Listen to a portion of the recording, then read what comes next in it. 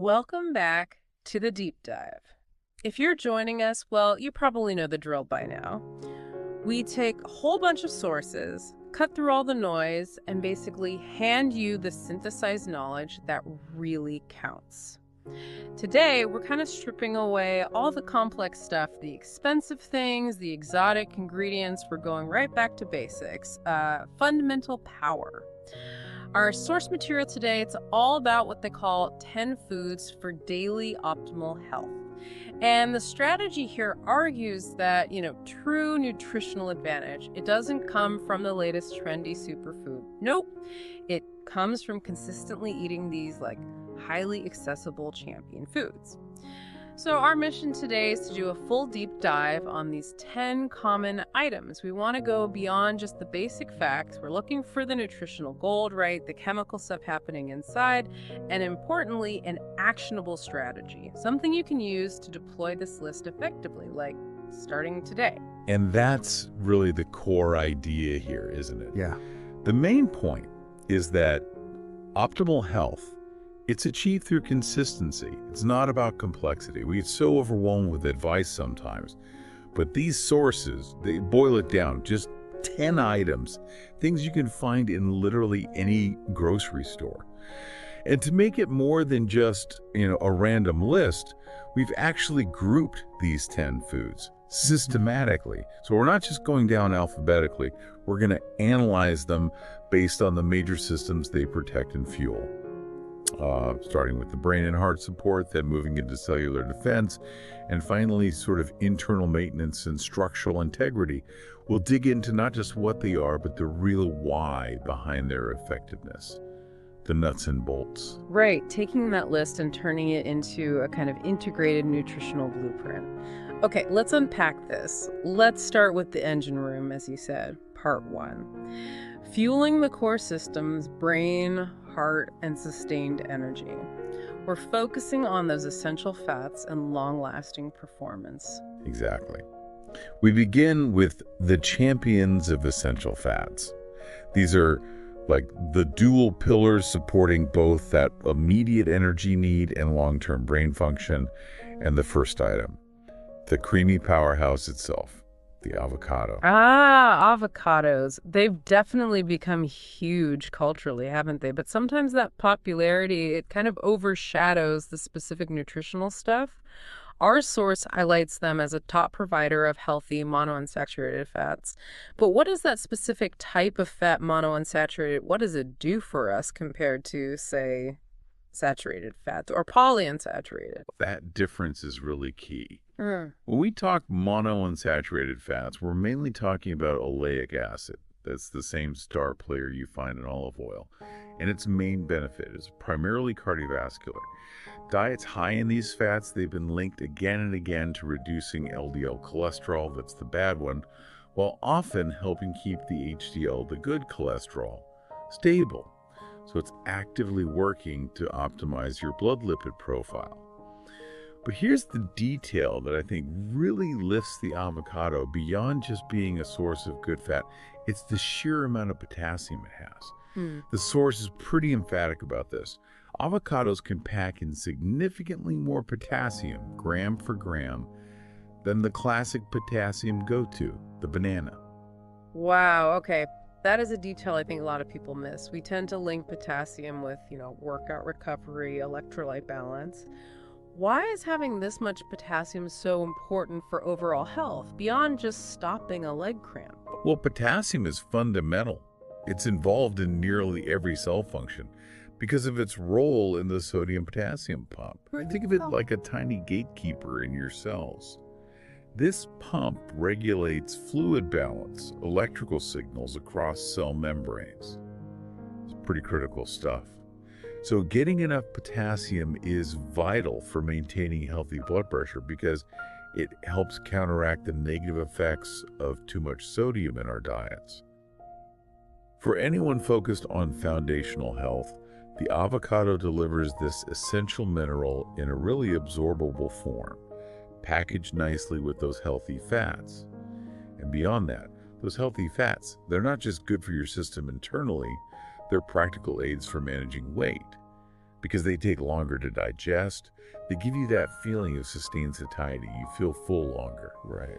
Adding just half an avocado to your breakfast, maybe with eggs or blended into a smoothie, it drastically changes those hormonal signals of fullness.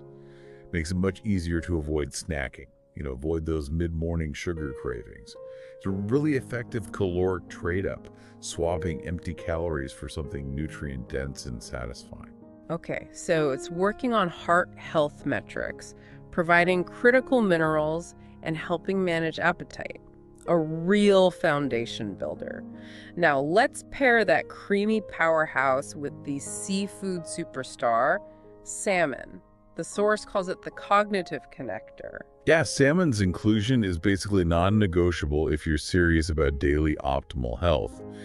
And it's specifically because of its incredible concentration of omega-3 fatty acids. We're talking EPA and DHA here. Omega-3s, they're always talked about as essential. Why exactly can't our bodies just make these fats? And what's their specific job in the brain? They're called essential, precisely because we have to get them from our diet. Our bodies just don't have the machinery to build them from scratch. Structurally, DHA makes up a huge chunk of the fat in your brain's cerebral cortex and also in your retinas.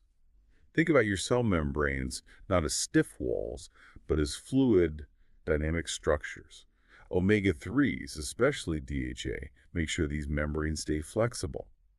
And that flexibility is absolutely critical for efficient nerve signaling, for neuroplasticity, the brain's ability to change and adapt, and for synapse formation. That's the physical basis of memory and focus.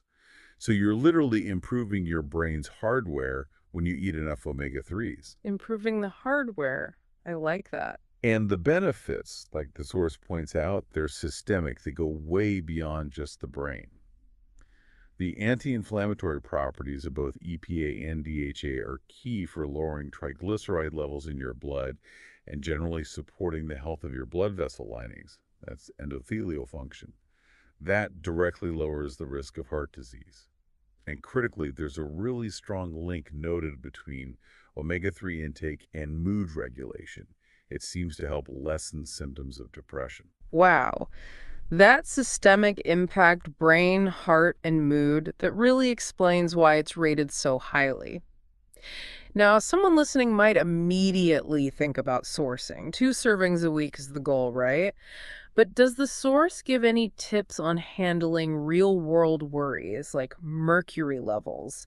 That often scares people off eating fish regularly. That's a really important practical question. A good source has to consider that. While this material focuses on accessibility, the underlying point which we need to draw out is that focusing on smaller, fatty fish like salmon naturally minimizes your exposure risk compared to bigger predatory fish like tuna or swordfish. If you're aiming for that 2-serving goal, choosing wild-caught salmon, if you can afford it, is often recommended because it tends to have a slightly higher omega-3 content due to its natural diet. But honestly, even sustainably farmed Atlantic salmon provides really potent doses of these essential fats. So the goal is definitely achievable for most people. The absolute key is consistency. Hitting that 2-serving minimum each week to keep those neural and cardiovascular pathways, fully lubricated. Okay, that clears things up. 2 servings a week. That's a solid, actionable target. All right, moving on from those crucial fats, let's turn to sustained energy. We need fuel that doesn't lead to that dreaded mid-morning crash. And this brings us to something maybe a bit more humble, but incredibly effective. The energy stabilizer, oats. Oats really are the definition of an unsung nutritional hero. They don't have the maybe glamour of avocados or salmon, but their main compound soluble fiber, specifically something called beta-glucan, performs absolute miracles inside your body. Okay, let's break down that mechanism. Soluble fiber doesn't just pass through, right? It changes. What exactly is this beta-glucan doing in our digestive system that makes oats such a must-have? Right. So when beta-glucan hits water in your stomach and small intestine, it transforms. It forms this thick, viscous gel. Imagine like a thick paste. And this gel creates a physical barrier. This has three really critical impacts on your physiology that define why oats are so valuable. First, that gel literally slows down how fast food moves through your system. That's the mechanism behind feeling full in reverse. It keeps food physically present in your stomach for longer, sending strong signals to your brain saying, hey, we're satisfied here. Okay. And the second impact, that links directly to heart health, doesn't it? The cholesterol lowering effect. Yes, exactly. And this is where the chemistry is actually pretty cool. As this gel travels through your small intestine, it physically traps bile acids.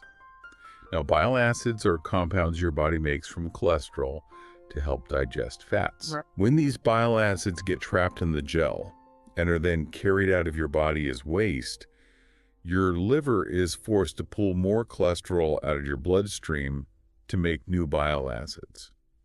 This whole process, trapping, binding, and excreting, is the direct, proven way oats actively lower LDL cholesterol levels. It's like a natural daily cleanup crew for your arteries. Wow. So it's not just bulk, it's acting like a chemical binder and helping get rid of stuff. That's a deep insight. Okay, what about the third impact, the energy stabilization? So that same viscous barrier, that gel, it also acts as a regulator for how quickly carbohydrates are absorbed. When you eat carbs, they break down into glucose, which then enters your bloodstream. If this happens too fast, like when you eat refined sugar or white bread, you get that big blood sugar spike, right? Yeah, the spike and crash. Exactly. Followed by the inevitable crash. Because beta-glucan slows down the release of glucose from the meal, the energy from the carbohydrates in the oats enters your bloodstream much more gradually and steadily. This leads to what we call a low glycemic response. It prevents that big insulin surge and the energy slump that follows. Okay, so this means if someone's choosing between, say, instant oatmeal packets and maybe steel-cut oats, which one gives you the most beta-glucan benefit? Does the processing make a big difference? It absolutely does. The source material, while talking about oats generally, definitely implies getting the most fiber benefit possible. Steel-cut oats, or even rolled oats, retain more of their original structure. They offer the slowest digestion rate, which maximizes that gel formation, and that, in turn, maximizes the blood sugar stability and the cholesterol-lowering effects. Instant oats, because they're milled finer and cook faster, they do have a slightly higher glycemic response, but, even the quickest cooking oats are still vastly better than most sugary breakfast cereals out there. So the practical takeaway is, choose the least processed version you realistically have time to prepare. It makes sense. Choose the least processed you can manage. Okay, that wraps up our first section on foundational fuel and fats. We've hit heart protection, sustained energy, and cognitive support. Powerful start. Let's transition now. We've talked about building blocks and fuel. Now let's talk defense mechanisms. Part 2 shifts the focus entirely to cellular defense and structural integrity. We're looking at foods packed with antioxidants, vitamins, minerals, all essential for ongoing repair, good vision, strong bones. Moving from the engine to the shields, basically. That's a perfect way to put it. And we start our defense briefing with the eye health hero, a very common vegetable, but its benefits are legendary. Carrots. Carrots. Always told they're good for your eyes. But the mechanism, it often gets simplified down, right? Why exactly are they so powerful for vision? The power is all in the beta-carotene. Now, beta-carotene isn't vitamin A itself. It's what we call a provitamin A carotenoid. Your body has this very specific metabolic pathway to convert beta-carotene into retinol, which is the active form of vitamin A. And retinol is absolutely essential for forming rhodopsin. Rhodopsin is the light-sensitive pigment in the rods of your eyes, and it's crucial for seeing in low light and for night vision, so no beta-carotene, poor night vision. Okay, direct link there. But the value of beta-carotene goes way beyond just sight. Because it's a carotenoid, it also acts as a powerful fat-soluble antioxidant. These antioxidants specifically hunt down free radicals, those unstable molecules that cause cellular damage. The source highlights this dual role. Carrots provide the building blocks for healthy eyes, and they promote glowing skin because vitamin A is also vital for regulating cell growth, differentiation, and repair in your skin's outer layer, the epidermis. So it's proactive vision, health, and defense against cellular aging all in one. The source also mentions their role in lowering cancer risk. Is that also down to the antioxidant load? Precisely. Antioxidants work by neutralizing oxidative stress, and oxidative stress is a major driver of cancer development. By consistently getting beta-carotene, you're essentially arming your cellular defenses on a daily basis. The simple act of munching on raw carrots as a snack, which is the application the source suggests, is genuinely one of the most effective, low-cost preventative health habits available. Simple but powerful. Okay, moving from that single potent vegetable to a whole group of tiny powerhouses. The antioxidant explosion, also known as berries, blueberries, strawberries, raspberries. Right. If carrots give us the fat-soluble defense, berries bring the water-soluble counterattack. They are just bursting with specific types of polyphenols, most famously anthocyanins. Anthocyanins are the pigments that give berries their vibrant reds, blues, and purples. And these anthocyanins are exceptionally potent antioxidants. They offer rapid cellular protection. Their protective action is actually so effective that the source connects them directly to anti-aging aesthetics, protecting your skin's structure from daily environmental damage, like UV rays and pollution. When your cells are shielded from free radical damage, they keep working properly for longer, and that translates into visible health benefits, like healthier-looking skin. But their impact isn't just skin deep, right? If they're water soluble, how do they manage to influence the brain? That's maybe the most compelling part. Anthocyanins, particularly the ones found in blueberries, are actually known to be able to cross the blood-brain barrier. That's a big deal. Once they get into the brain, they seem to act there to reduce neuroinflammation. And studies often cited by the underlying research connect higher berry intake to improvements in executive function, things like planning and decision-making, short-term memory, and just general cognitive performance, especially as we age. This triple threat defense, brain support, and heart health makes berries incredibly valuable dietary choices. Okay, sticking with the theme of defense, especially immune defense, we arrive at the immunity protectors: citrus fruits, oranges, lemons, grapefruits. This is where we really anchor our immune system, primarily thanks to their high concentration of vitamin C. Now, vitamin C is a powerful antioxidant, yes, crucial for fighting off colds, but its role in the body is actually vastly more complex than just a simple immune boost. I know the source mentions its role in collagen production. That links back to the glowing skin benefit we talked about with carrots, right? How does vitamin C actually help make collagen? It's an essential cofactor. Think of it like a key helper molecule.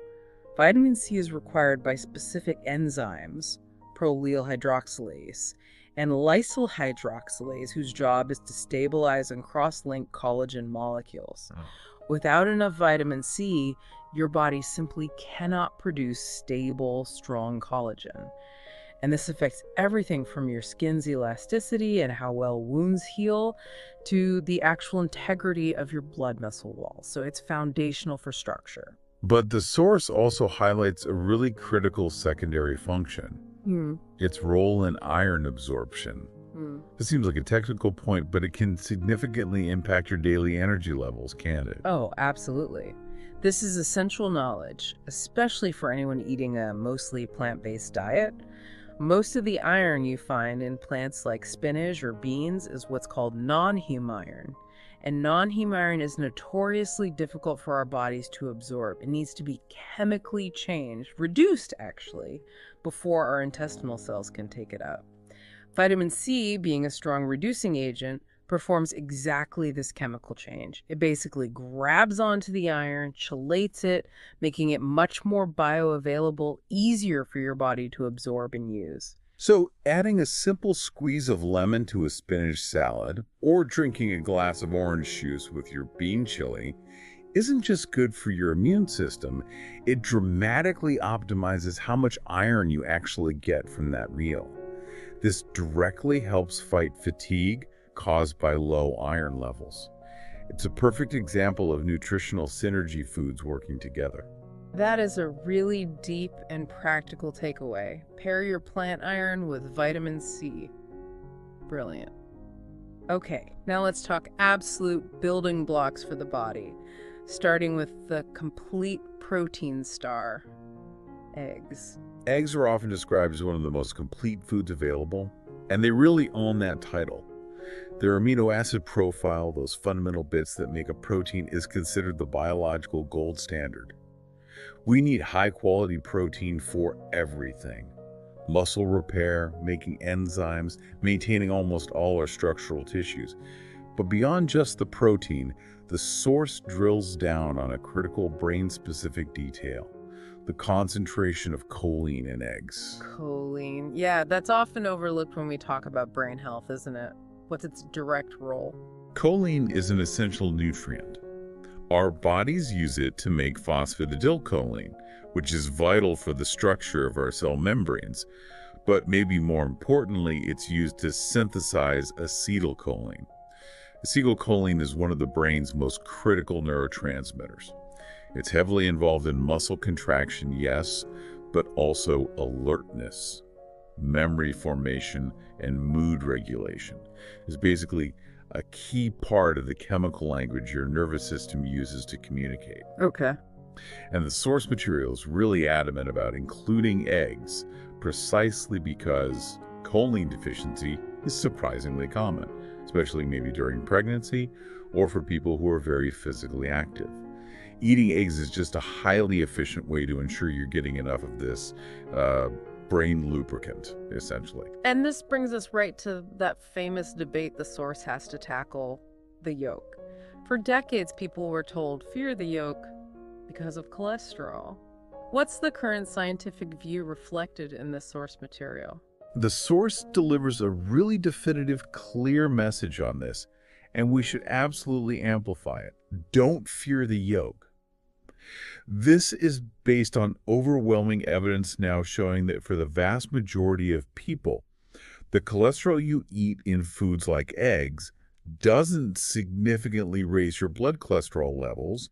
It turns out saturated and trans fats have a much bigger impact on blood cholesterol. But maybe even more importantly, the yolk is where almost all the nutrients are concentrated.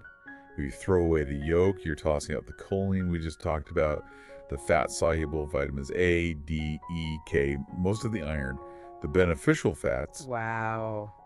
Eating the whole egg is basically mandatory if you want to get the full nutritional potential that puts eggs on this list in the first place. It's a perfect example of how sometimes health fads can lead people to actively discard the most valuable part of a food. The yolk is the nutrient bomb, especially for the brain.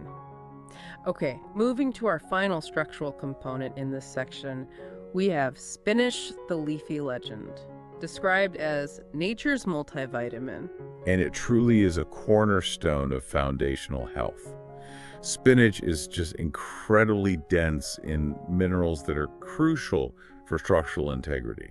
We're talking iron, magnesium, calcium, and vitamin K. That concentration is staggering. It really demands we look at the synergy, right? Not just the individual benefits. How do those minerals work together to support something like bone strength? It's a beautifully coordinated effort, actually. We usually think of calcium for bone strength. Yeah. And that's true. But vitamin K is equally vital, maybe even more so in some ways. Vitamin K is necessary to activate a protein called osteocalcin. Osteocalcin's job is to bind calcium minerals into the bone matrix itself. So, without enough vitamin K, the calcium you consume doesn't get incorporated into your bones efficiently. Spinach provides both of these crucial components, calcium and vitamin K, in one easy package, directly supporting strong bone structure. Okay, that makes sense. And meanwhile, the magnesium content in spinach is huge. Magnesium is involved in over 300 enzyme systems in the body. These regulate muscle function, nerve function, energy production, the very definition of foundational support. And yes, the iron is non-heme, but spinach itself often contains a bit of vitamin C, which helps with that initial absorption right within the leaf. We mentioned its role in detox and metabolism too. Is that linked to the minerals or other compounds? That's often linked more to its high antioxidant profile, things like lutein and zeaxanthin, which are also great for eye health, by the way, and also its high water and fiber content. That aids regularity and helps speed detoxification through the digestive tract. But what's most practical, as the source points out, is just how versatile spinach is. Right. It's maybe the easiest one on the list to integrate daily. Exactly. Unlike some other fibrous greens, spinach shrinks down massively when you cook it. And it has such a mild flavor that it basically disappears into smoothies, pasta sauces, scrambled eggs.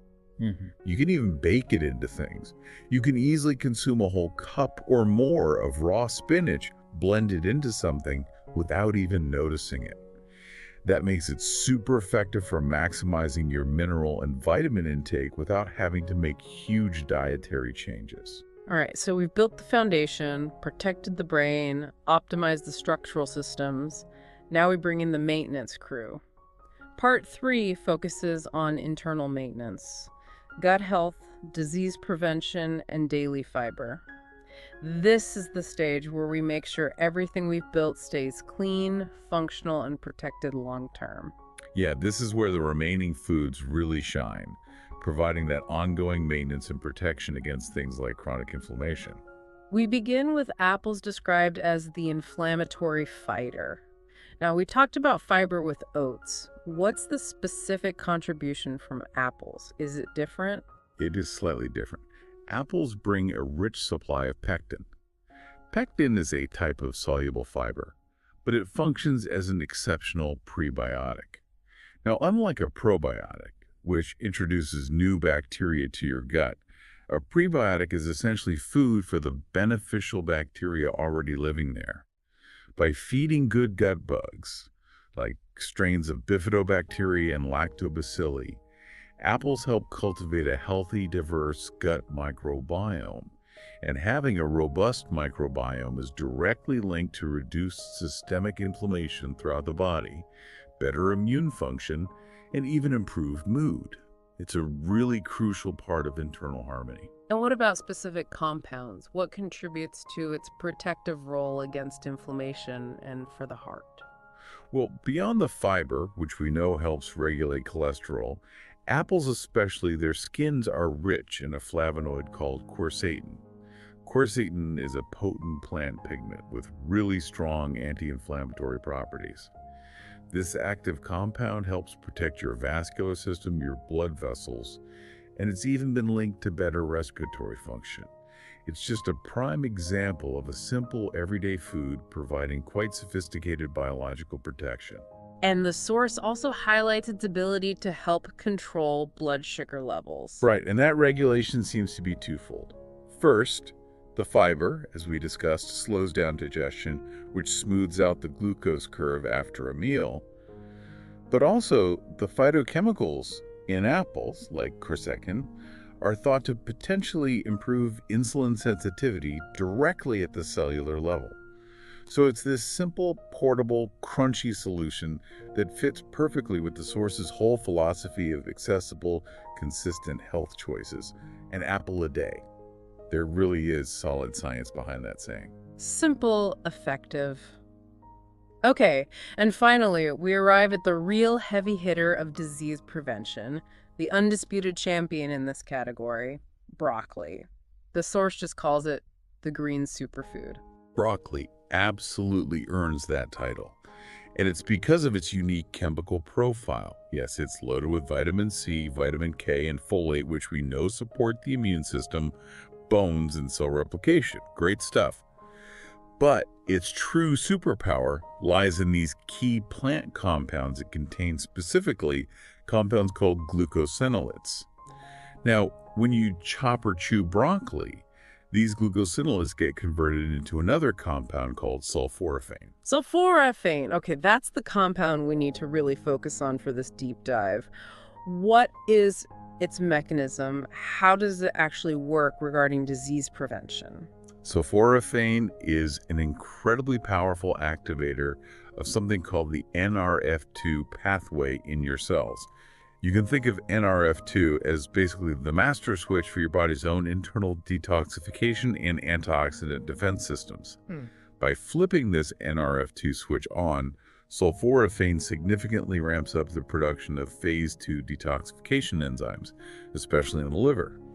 These enzymes are the workhorses responsible for neutralizing and eliminating carcinogens and other toxins from your body. Wow. So this specific mechanism really elevates broccoli from just being a source of vitamins to being an active disease preventative agent, particularly concerning certain chronic diseases and types of cancer. It underlines why regularly eating cruciferous vegetables like broccoli is so critically important.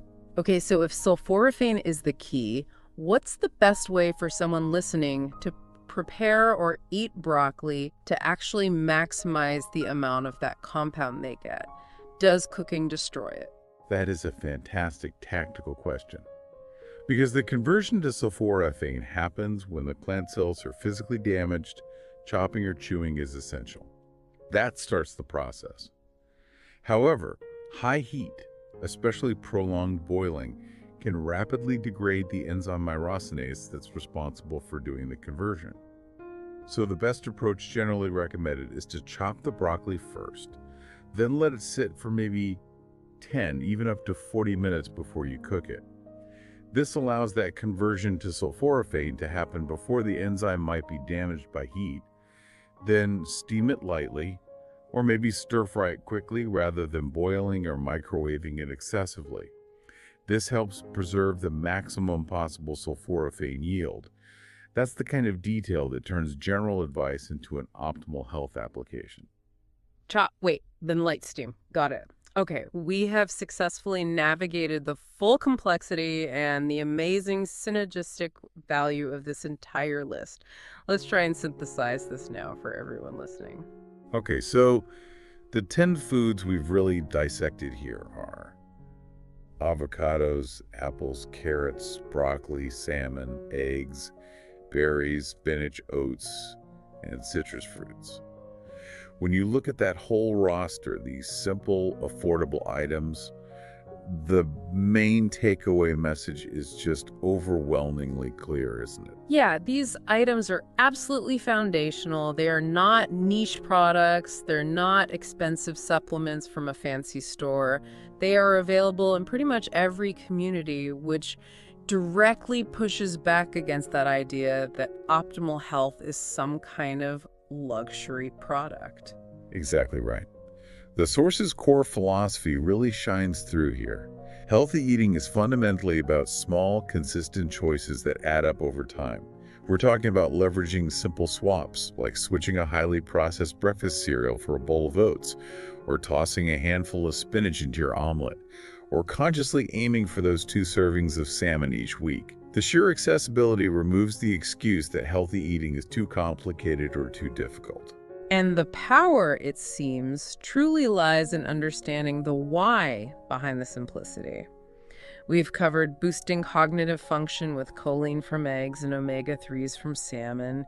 We've seen structural integrity supported by that vitamin K and calcium synergy in spinach, and deep internal maintenance driven by sulforaphane in broccoli and the prebiotic fiber in apples. This list, taken together, is essentially a complete synergistic nutritional package.